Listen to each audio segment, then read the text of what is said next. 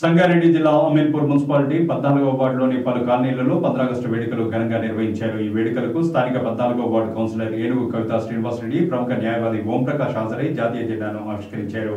ఈ సందర్భంగా వారు మాట్లాడుతూ ప్రతి ఒక్కరూ స్వాతంత్ర సమరయోధుల ఆశయ సాధనకు కృషి చేయాలని కోరారు.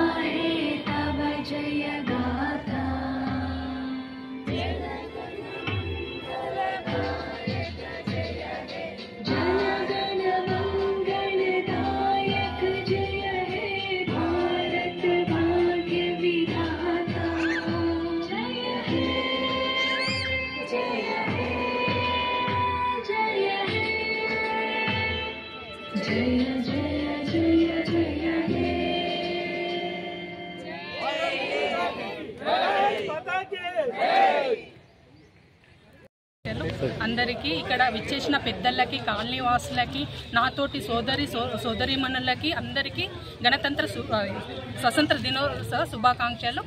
అందరూ కూడా ఇప్పుడు మనం 78 సంవత్సరాలు మన పెద్దలు కష్టపడి మనకి ఇచ్చినది ఇది. మనం అందరం కలిసి చేసుకునేది, కుల మత భేదాలు లేకుండా అందరం కలిసి చేసుకోవాలి.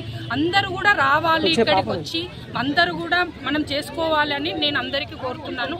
నేను ఈ కాలనీలో ఇప్పుడు ఇంకా 3 నెలలు అయితే నాది 5 ఇయర్స్ అవుతుంది. నేను 5 ఇయర్స్ అంది కాలనీలో 90% కంప్లీట్ చేసిన. రోడ్లే కానీ, డ్రైనేజే కానీ, వాటరే కానీ, ఏది అయినా ప్రజలు మాకు ఏది అక్క మాకు ఇది కావాలంటే కంపల్సరీ వచ్చి వాళ్ళకి సహకరించాను. వాళ్ళు ఏది అడిగినా కానీ చేశాను. నేను మాట ఇచ్చిన కాడికి ఎక్కువనే చేసిన.